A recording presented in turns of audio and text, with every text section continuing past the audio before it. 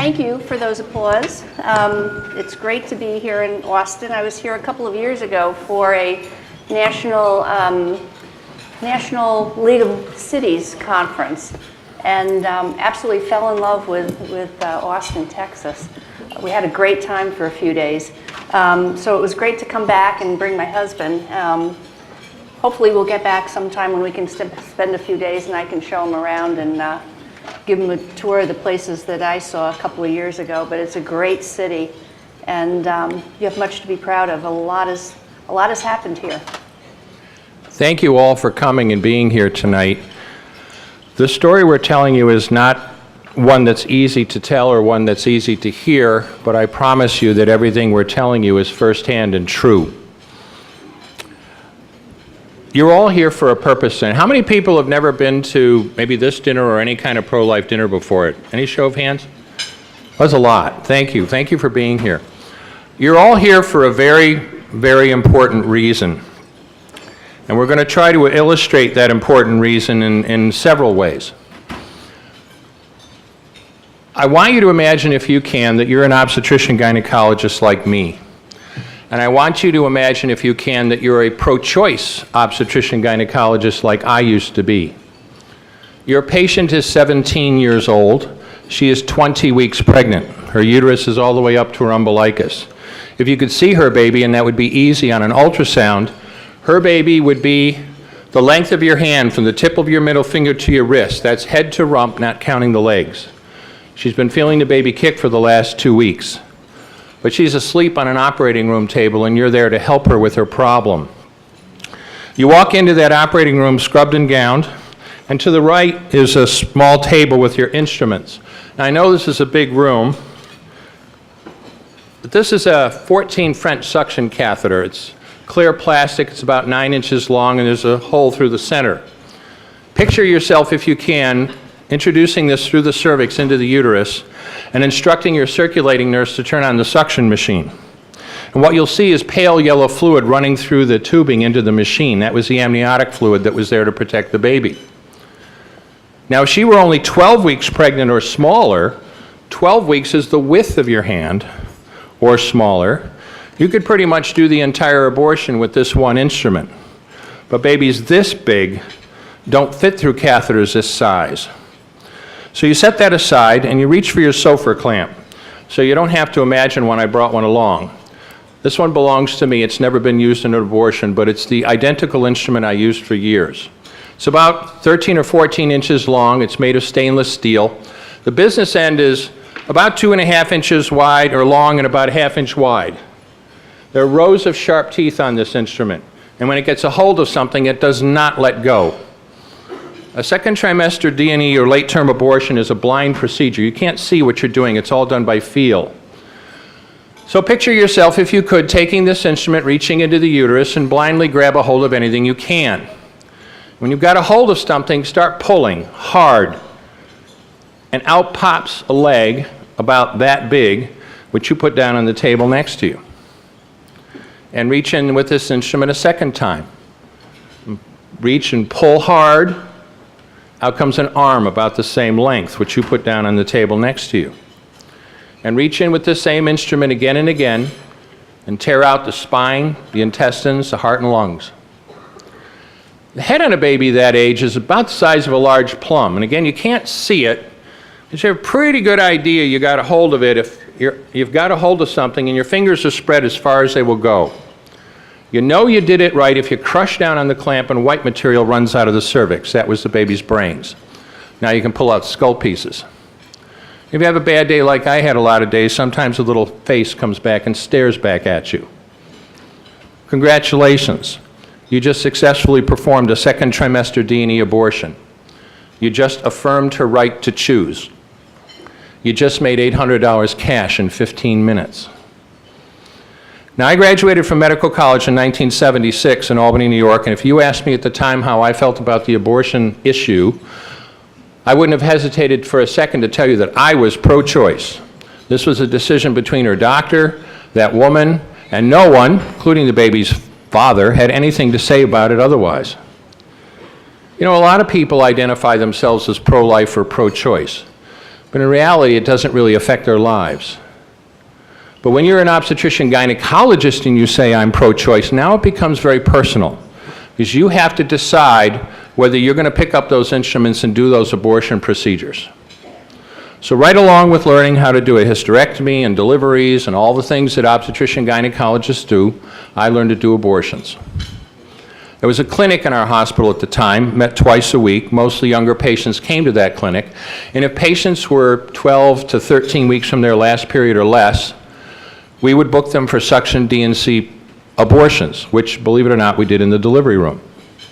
And it's still, there are medical, quote, abortions, medication abortions now that weren't available then. But suction D&C abortion is still the standard for first trimester abortions, even today. And it was my turn to do them in the delivery room. I'd do 2, 3, 4 in the morning, never thought anything of it. If they were more than 12 to 13 weeks pregnant, we would bring them back a few weeks later and we would do saline abortions. Now, these aren't performed anymore, but suffice it to say that these women had to go through labor. And as I said, I was pro-choice. I was learning to do my trade. And every doctor, abortionist or not, wants the same thing: happy, healthy patients. It was during my first year of training at the Albany Medical Center that I was on at night once and went down to the cafeteria for a break, sat down with a nurse I knew, and an attractive young nurse came and sat down next to me, and she's standing right here. And that was 40 years ago. A long time ago. New York had the dubious distinction of having legalized abortion in 1971. Or 1970, actually, 3 years prior to Roe versus Wade. And in 1971, I was in nurses training and getting ready to do my obstetrics rotation. And our instructor came to the group of us that were going to be doing that and said, you know, the hospital is going to start performing abortions, and you need to make a decision as a future nurse to whether you want to learn how to do them or not. And in my entire class, there was only one other nursing student besides me who said, no way, don't want to have anything to do with that. And that pretty much was the end of the issue for me. I didn't particularly like obstetrics, and so I wasn't going to work there, and so the abortion issue really wasn't something that was going to impact me personally. Well, then Tony and I met, and we started dating, and we learned very quickly that we were on opposite sides of this issue. But we made a really strategic and serious mistake in our relationship very early on, because instead of addressing it, discussing it, talking about it, coming to some resolution with it, we ignored it, we denied it. We got married, and at the time we thought, well, we're getting older, we need to start a family right away. And so we started trying, and we learned very quickly that we were not getting pregnant. And so I started going to the top infertility specialist in our area. And for any woman who's been through an infertility workup in the room, you know that what I'm saying is true. It is one of the most humiliating, embarrassing, painful, frustrating, discouraging experiences a woman can have. And I can remember coming home from those visits and literally just locking myself in the bathroom and crying my eyes out. And the irony of what was going on didn't escape me. I would be in the bathroom and I'd be crying my eyes out, and I would think to myself, here we are trying to have a baby and my husband's killing them. But you see, as soon as that thought went through my mind, I would push it out just as quickly. Eventually, my physician said, you know, there's one more surgical procedure I can try. It'll only take about an hour and a half. When he walked out of the OR 3.5 hours later, he looked at Tony and he said, you know, I never say never, but don't plan on having any children of your own. We were devastated. Having a big family was important to us. He came from a big Italian family, I came from a big Irish family. We wanted kids. But eventually we figured, well, if we can't have our own, we are totally open to adoption. And we started looking into the adoption process. But we learned very quickly that there were no babies to adopt. The best we could do is get on a 5-year waiting list to get on the actual waiting list. My husband had a great idea. He said, you know, I'm on a first name basis with 52 OBGYNs in the city. Why don't we just start advertising that we're looking for a baby to adopt? And that's exactly what we did. We started telling the doctors, the nurses, the social workers at the hospital, hey, you know, we're not expecting any miracles, but if it happens, if a young lady comes in and is releasing her child, please give us a call. We'd love to adopt. I said earlier that, you know, doing abortions didn't bother me, and they didn't until we got to this stage in our relationship together. You know, like Seal, I mean, the irony didn't escape me at all. I mean, and it was a weird dual existence. I mean, at night we're looking for one more number to call. I mean, we called religious agencies and state agencies and county agencies, and as Seal said, we just ran into one big roadblock after the other. And I remember doing abortions during that time. I remember very distinctly doing a particular abortion during that time. And, you know, as I said earlier, you know, you keep track of the pieces. You have to make sure you get everything. And I remember thinking, gosh, I'm throwing these kids in the garbage. Wouldn't even one of these women allow us to take her baby home and care for her as our own? But of course it doesn't work that way. So I had my first doubts of abortion. They were totally selfish, but they were there. But the advertising idea was a good one, and months after we started in August of 1978, I was working in the operating room with one of the attending physicians doing a procedure, and the circulating nurse tapped me on the shoulder, and I turned around, and she was holding up a piece of paper that said, "Call Marcia as soon as you're done." That's all it said. Marcia was the head of social services at our hospital, and that's all the message said, but I knew what it meant. And when I was finished with the procedure, I called her, and she informed me that there was a 15-year-old girl in labor in the delivery room. She'd had no prenatal care. The first time she'd walked into a doctor's office was the day before. Now she was in labor. Everything was going along fine, and she wants to give her baby for adoption. Are you interested? Well, yeah, of course I'm interested. I remember staring at the face of the telephone to call my wife with this news and know that I was just 7 digits away from becoming a father. And literally, by the grace of God, we were able to adopt a little girl that we named Heather in August of 1978. Fantastic. We have a baby of our own. And after all the years, and after all the tears, and after all the doubts, my wife got pregnant the very next month.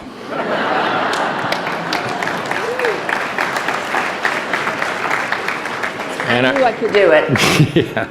And our son Sean was born in July 1979. Now Sean and Heather were only 10 months apart. And anybody who didn't, and they were figuratively and literally close. And anybody who didn't know Heather was adopted would look at the two of them and go, man, 10 months apart? You didn't give your wife much of a break, did you? But hey, I've got a millionaire's family now. I've got a son and a daughter. This is fantastic. And any doubts I had about doing abortions simply evaporated, and I went back to business as usual. Life was good. Kids are growing. I'm in a successful practice. We're finally making some money. We can afford furniture. We went without furniture for a very long time. I mean, many of you as young children. We had furniture, but it came from... Yeah, from there. Anyway, you all remember. And we were frequent shoppers at Salvation. Yeah. Anyway, but life was great right up until July or June 23rd of 1984. June 23rd was a Saturday. It was a beautiful day in Albany. I was on call, but it wasn't very busy. I had, made rounds and pretty much got to spend the rest of the day with my family, which was great. We took the kids to an amusement park and we had dinner together. And the kids were playing in the backyard when friends came over for cake and coffee. And we were talking with those friends when at 7:25 that night, we heard the screech of brakes out in front of our house. Kids had gone out in the road. Heather had been hit by a car. She was a mess. I'm a doctor. I'm supposed to be able to save people's lives. My wife was an intensive care nurse at the time. This was our job. It was routine to us. But it made absolutely no difference. and she literally died in our arms in the back of an ambulance that night. Now, if you have children, you may imagine that you have some idea of what that may feel like. If you haven't been through this yourself, you have no clue what it feels like. I pray you never find out. But what do you do after a disaster? You take some time off, and then you bury your child, and you go back to work. And I don't remember how long after that, after I went back to work it was, but I showed up at OR number 9 at Albany Medical Center just like I had over 100 times before. See, in private practice, once, as I said, my doubts went away, and I went into private practice, and over the 4 years preceding Heather's death, I had performed 1,200 abortions. Over 100 were the second trimester abortions that I had described. And now after she had died, as I said, I showed up at OR number 9 just like I had over 100 times before. I wasn't thinking of this as anything special. This was routine to me, and obviously I had other things on my mind. And I reached in with that sofa clamp, and I ripped out an arm or a leg, and I got sick. And I just stared at it in the clamp. But you know something, when you start an abortion, you can't stop. Earlier on, I described stacking up body parts on the side of the table. That's not to gross out the nice people that came to the dinner. When you do an abortion, you have to keep inventory. You have to make sure that you get 2 arms, 2 legs, and all the pieces. Because if you don't, your patient's going to come back infected, bleeding, or dead.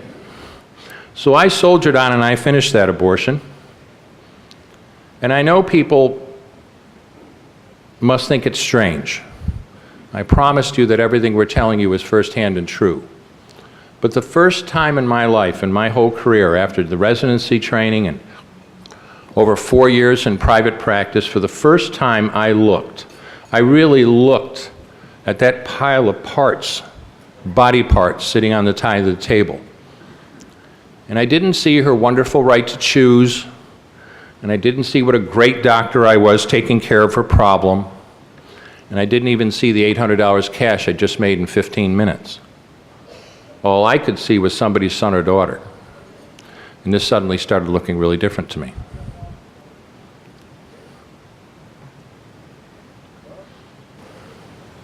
Tony decided to stop doing the abortions, and it was really interesting. We lost virtually every friend we had. The phone stopped ringing, invitations stopped coming in.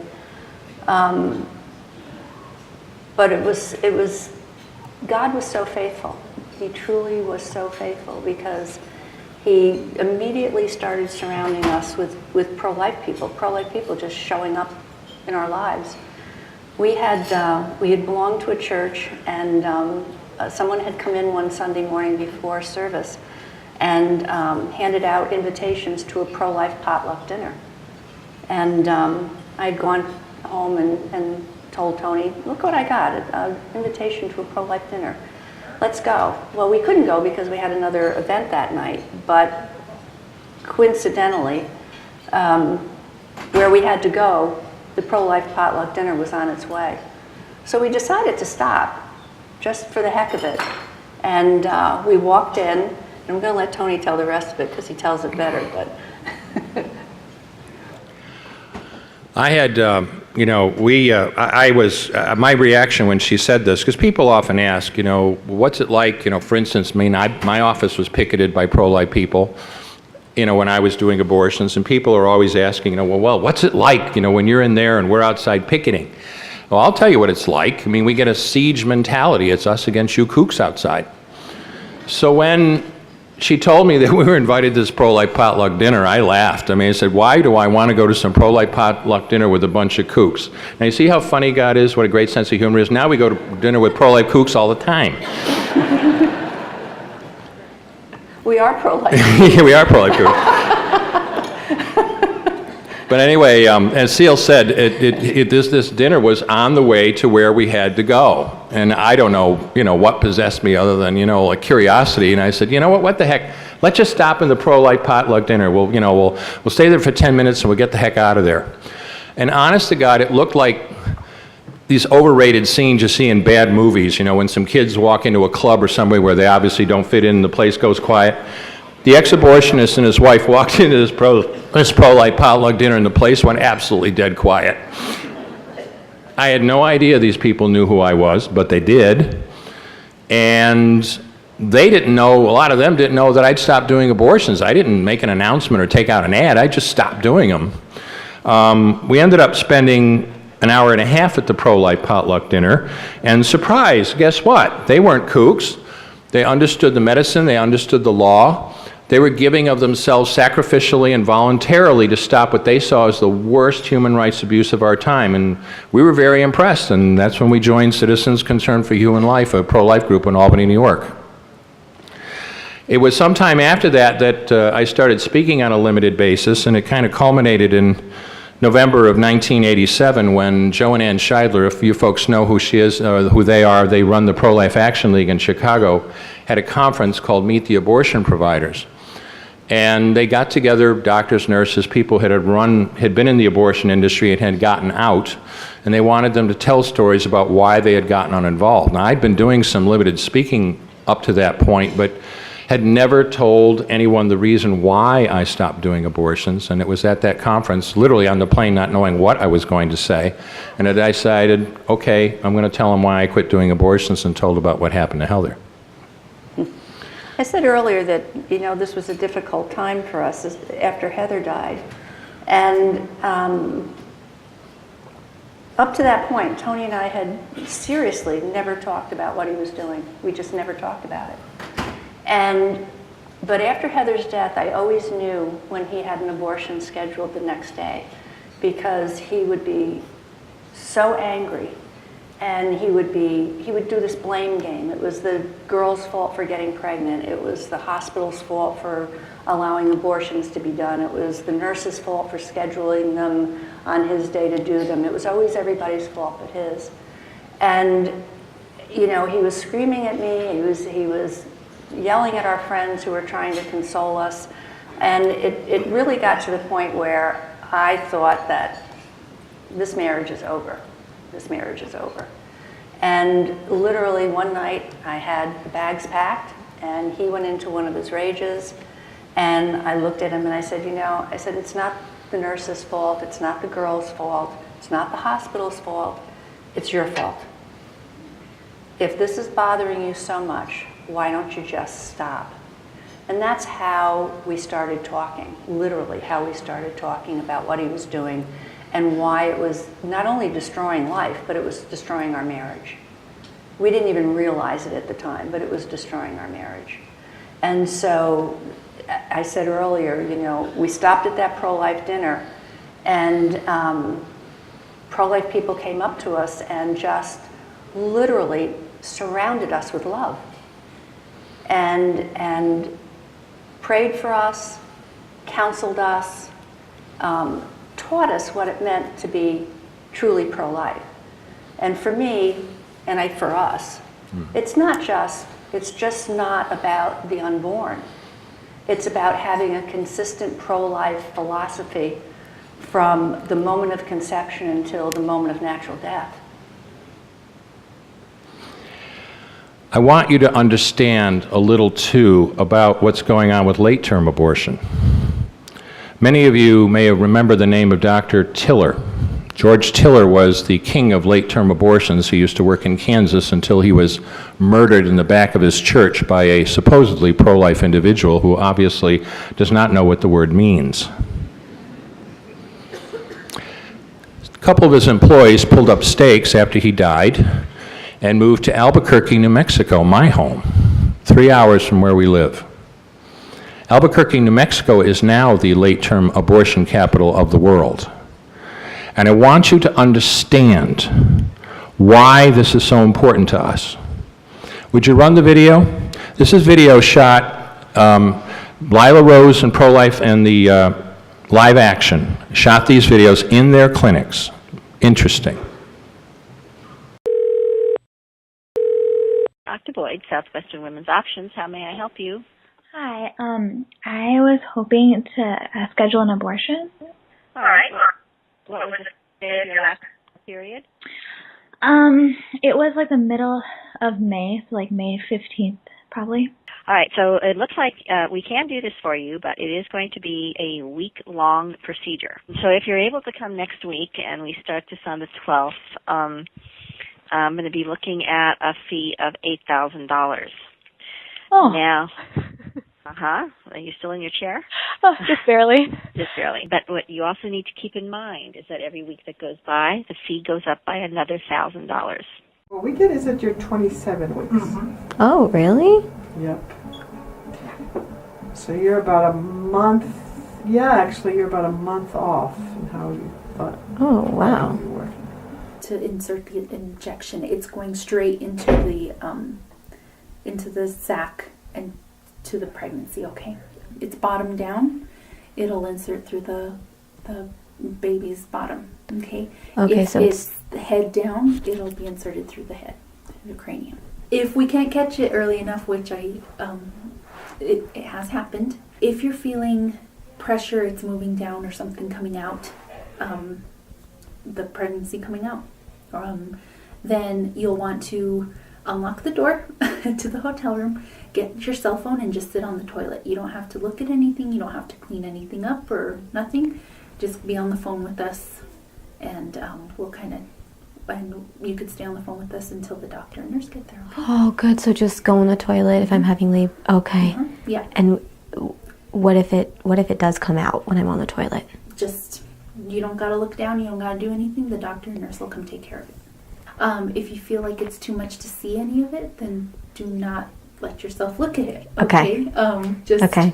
If you want to cover yourself, even with like a towel or something, Okay. go ahead. If you're one of those lucky people that has no pain with contractions and all of a sudden you're like, something's coming out, you sit on the toilet Okay. and you call us and you unlock the hotel room and we come in and we take care of you. If I'm on the toilet Yeah. and it pops out and it's in the toilet, Yeah. what do I do? You would just sit there and you would stay there Okay. and you would not move until we come and get you. Okay. I mean, I don't have to worry about like You don't have to look taking at it out or anything. You don't have anything. to clean anything. You don't have to do anything. Okay. You Yeah. will do. We Okay. take care of everything. This is a 27-week abortion in Albuquerque, New Mexico. Did you catch how much this abortion cost? How much? How much? $10,000. $8,000 for at 25 weeks and $1,000 for every week after. That makes this a $10,000 abortion. And for $10,000, the abortionist cannot afford to have a nurse or a doctor sitting with this woman while she labors alone in a hotel room and delivers her dead son or daughter into a toilet.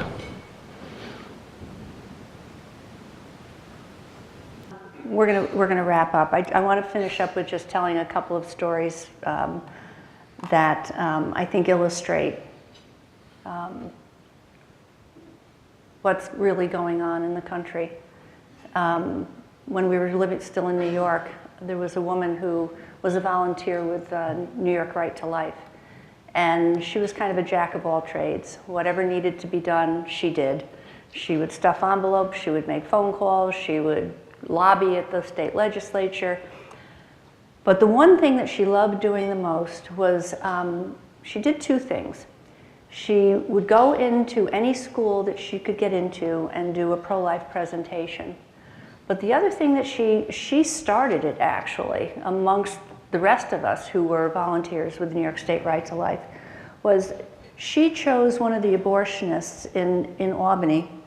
Something's flying around. And she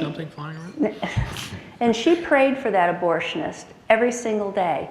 But she took it a step further. She not only prayed for the abortionist, but she prayed for the abortionist's wife and children by name. One day she was scheduled to go into one of the local schools and do a presentation, and she woke up that morning and she felt really, really ill. but couldn't find anybody to go in her place. So she dragged herself out of bed and she went, and she gave her pro-life presentation. And that night, one of the little girls that was in that class that day was having dinner with her family, and her parents asked her the same question we've all asked our kids a million times: what happened in school today? And this little girl started to tell her parents about the presentation that was given. Her daddy became so upset that, well, let me back up for a second. Unbeknownst to that lady, to that woman, her name was Charlotte, she was doing that presentation to the little girl that she had been praying for, the daughter of the abortionist that she had been praying for. God literally had honored her prayers and her commitment and literally put her in front of the child that she had been praying for. When that child went home and told her parents what this lady had told her, she looked at her mother and father and she said, "How could somebody do that to a baby?" Her daddy was so upset that she would find out that he was an abortionist. He made a commitment that night never to do another one, and he never did. That's the power of prayer. That is the power that every single person in this room has. How many of you pray for the abortionist in Austin? There's a couple of hands that went up. Get the name of one of the abortionists. Try to find out their family, who their family is. Pray for them. Pray for them earnestly. It's easy to pray for the young girls. It's easy to pray for their unborn. It is not easy to pray for an abortionist. It's not easy. But I'm telling you, God's listening. And God honors our prayers. Quick final story. Several years ago, I was the executive director of a national organization called Physician Life Alliance. It was started by Dr. James Dobson, who I'm sure many of you know who that is, Focus on the Family. And he was very upset because the pro-choice movement, Planned Parenthood, was starting medical students for life organizations on all of the medical students for choice organizations on all the medical school campuses. And he wanted to counter that by starting medical students for life organizations on the medical campuses. So it was my job to visit the medical campuses around the country, get pro-life organizations started, and make sure that they continued. And there's a national annual meeting of physicians who teach the medical students. And this particular year, it was down at Disney World in Florida. So I took a young woman who was actually training to be an executive director of a pregnancy care center with me so she could get some experience in being out in public and being around physicians. And so we'd set up a pro-life display in the room where lots of other displays were. And it was, again, God has such a wonderful sense of humor. Our display was right at the crossroads of a T. So the doctors really couldn't walk anywhere within that exhibit hall without passing the pro-life display.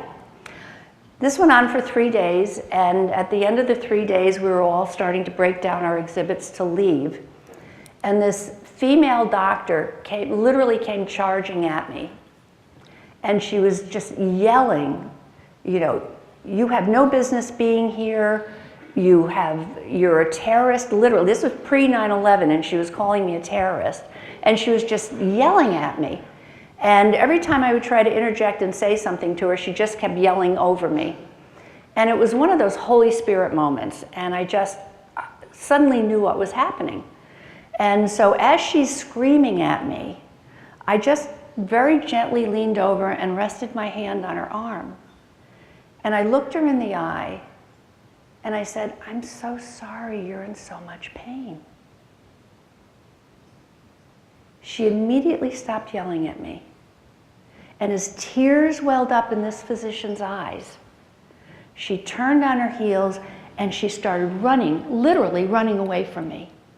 And as she's running away from me, she's looking over her shoulder, yelling, "I'm not in pain, I'm not in pain." And I looked at the young woman who was with me, and I said, "That doctor has had an abortion." And she is now teaching other medical students how to perform abortions to justify what she did to her own child. And we stood in the middle of that hall with a couple of hundred people around us, and we just held hands and prayed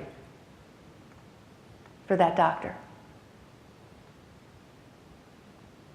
Pray for them earnestly and sincerely. You will be amazed at what those prayers can do. Thank you. You know, I know a lot of people prayed for us and for me in particular. You know, earlier, I have a favorite story I want to tell since we have a couple of minutes and I'm going to use them. A lot of people will, you know, okay, ex-abortionist stops doing abortion, gets involved in pro-life movement. Must have been a religious conversion. Did I say anything about that? Why did I quit? Because I hurt. That's all. It's totally selfish. But as Seal said, we lost all of our friends. As we were telling Rob, who was kind enough to pick us up today, we just got new friends in the pro-life movement. That was fine. And a lot of those people really did pray for us and helped us along. And I could tell 1,000 stories, but God literally just had his hand on the whole thing, and he did just watch over us for a very long time. I left my practice in 1990. You know, when I stopped doing abortions, that was okay because they knew about Heather, but when we got involved in the pro-life movement, that was not cool. And I left the practice in 1990, and I'll never forget, as I said, we could tell 100 stories, but the one I always remember was about a month or two after I'd left my practice, we were in Albany. I crossed over the state to Vermont on a Saturday morning and gave a short talk to a group of people in a high school gymnasium. And, you know, maybe 70 or 80 people, and when I was done, a woman came up to me. She had to be in her 70s. It didn't even come up to my shoulder, and she was chattering away at high speed. You know, and it was, well, thank you so much for coming and giving us a presentation. And isn't it beautiful what Jesus is doing in your life? Now, it's not that we never darkened the inside of a church before that, but people who were very demonstrative about their faith always made me very uncomfortable.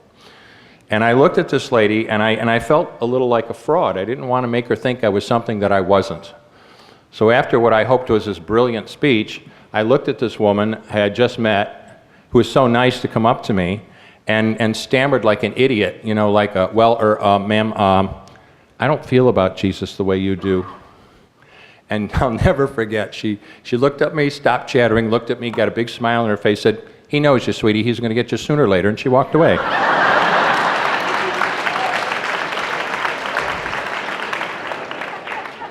And he did. You're here tonight to help the South Austin Pregnancy Resource Center. Seal and I had the privilege of visiting the center today, and this is obviously, and believe me, we've seen lots of centers. And they run a gamut in terms of, and believe me, you can tell the well-run ones when you walk into them. This is an obviously well-run professional organization with dedicated people at the helm. But without your help, it doesn't happen. There is no center. There is no ultrasound. There is no one to go into the schools and teach your kids to counter what Planned Parenthood is telling them.